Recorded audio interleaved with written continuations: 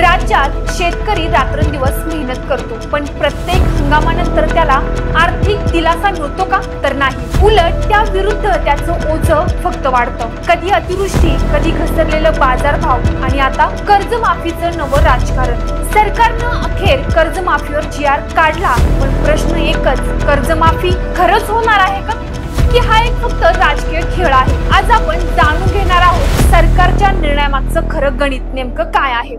नमस्कार, मी मोनिका पालवी ॲग्रिको मध्ये तुमचं हार्दिक स्वागत करते. आजचा हा कर्जमाफी विश्लेषण व्हिडिओ तुमच्यासाठी अत्यंत महत्त्वाचा ठरणार आहे, तर शेवटपर्यंत नक्कीच बघा. गेल्या 1 वर्षापूर्वी महायुती सरकार सत्तेत आलं तेव्हा त्यांनी जाहीरनाम्यामध्ये स्पष्ट सांगितलं होतं, शेतकऱ्यांना संपूर्ण कर्जमाफी देऊ. पण जवळपास वर्षभराचा कालावधी उलटून गेलाय, पण अद्यापही कर्जमाफी प्रत्यक्षात नाही. राज्यभरातील शेतकरी संघटना, विरोधी पक्ष आणि स्वतंत्र नेते सगळ्यांनीच हा मुद्दा पुन्हा उचलून धरला होताच. पण या सगळ्या आंदोलनामध्ये एक नाव ठळकपणे समोर आलं, ते म्हणजे बच्चू कडू.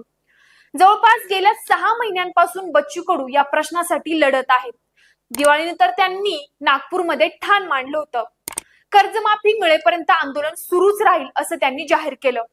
अखेर सरकारला झुकावं लागलं आणि मुख्यमंत्री देवेंद्र फडणवीस यांनी स्वतः त्यांना बैठकीसाठी बोलवलं. पण त्या बैठकीचा परिणाम काय झाला तेही सांगते. शेतकऱ्यांच्या मोर्चानंतर राज्य सरकारने शेतकऱ्यांची कर्जमाफी करण्याचा निर्णय घेतला. सरकारनं अखेर GR देखील काढला, पण तो कर्जमाफीचाच आहे का, तो मात्र आता सविस्तर आपण समजून घेऊ. कारण त्या GR मध्ये फक्त कर्जमाफी हा शब्द कुठे नाहीच. त्यात फक्त इतकंच म्हटलंय की शेतकऱ्यांच्या थकीत कर्जाबाबत अल्पकालीन आणि दीर्घकालीन उपाय सुचवण्यासाठी उच्चस्तरीय समिती गठीत केली जाईल. समितीला 6 महिन्यांचा कालावधी दिला जाईल आणि नंतर सरकार म्हणतं 30 जून 2026 पर्यंत निर्णय होईल. म्हणजे काय, तर पुन्हा एकदा तारीख ठरली पण दिलासा नाही. म्हणजे पुन्हा एकदा अभ्यास, समिती आणि वाट पहा. एप्रिल 2025 मध्ये अशीच समिती बनवली गेली होती, पण तिचा अहवाल आजपर्यंत आला नाही. मग ही समिती काय वेगळं करेल? सरकारकडे उत्तर नाही. आता सरकार म्हणते निर्णय 30 जून 2026 पर्यंत होईल, पण हाच काळ म्हणजे निवडणुकीपूर्वीचा काळ. मग प्रश्न उभा राहतो की ही कर्जमाफी खरंच शेतकऱ्यांसाठी आहे का, की निवडणुकीचा नवा डाव आहे? एका बाजूला कृषी मंत्री सांगतात अतिवृष्टी, दुष्काळ आणि परिस्थितीमुळे शेतकरी हवालदिल झाला आहे. त्यामुळे शेतमाल व फळबागांचे नुकसान झाले आहे. शेतमालाला भाव नसल्याने शेतकरी अडचणीत आला आहे. त्यामुळे शेतकऱ्यांना सावरण्यासाठी 32,000 कोटी रुपयांची मदत केली असून ती शेतकऱ्यांच्या खात्यात जमा होणार आहे.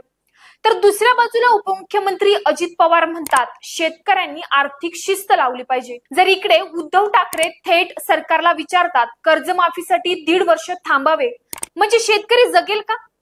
तर मनोज जरंगे म्हणतात हे वर्तन मुघलांपेक्षाही भयंकर आहे.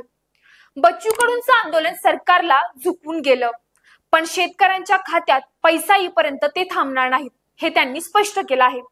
या सगळ्या वक्तव्यांच्या गदारोळात शेतकऱ्यांचा प्रश्न मात्र तसाच उभा आहे. त्यांच्या कर्जाचं खरं ओझं कोण कमी करणार? मग यावरून आता असा प्रश्न उपस्थित केला जातोय की सरकार खरंच काही मोठं प्लॅन करते का आणि योग्य वेळेची वाट बघते? हे मात्र येणारे काही महिनेच ठरवतील. कर्जमाफीच्या घोषणेला 30 जून 2026 पर्यंतची वेळ दिली गेली आहे आणि अगदी योगायोगाने हाच काळ म्हणजे पुढच्या निवडणूक पूर्वीचा काळ. सरकारने दिलेलं वचन आणि शेतकऱ्यांच्या अपेक्षा यामधील दरी अजूनही मोठीच आहे. जर खरोखरच कर्जमाफी द्यायची असेल तर समिती नव्हे, थेट अंमलबजावणी हवी. बच्चू कडू यांचं आंदोलन सरकारला हादरवून गेलं, पण त्यातूनच शेतकऱ्यांना काय मिळेल हे आता पाहणं उरलं आहे. कारण शेवटी शेतकरी आजही वाट बघतोय. तुमचं मत काय आहे? सरकार खरंच शेतकऱ्यांच्या बाजूने आहे का, की फक्त निवडणूक लक्षात घेऊन हा निर्णय घेतला गेलाय? कमेंट मध्ये जरूर सांगा. बाकी हा अत्यंत महत्त्वपूर्ण व्हिडिओ जास्तीत जास्त शेअर करा. धन्यवाद.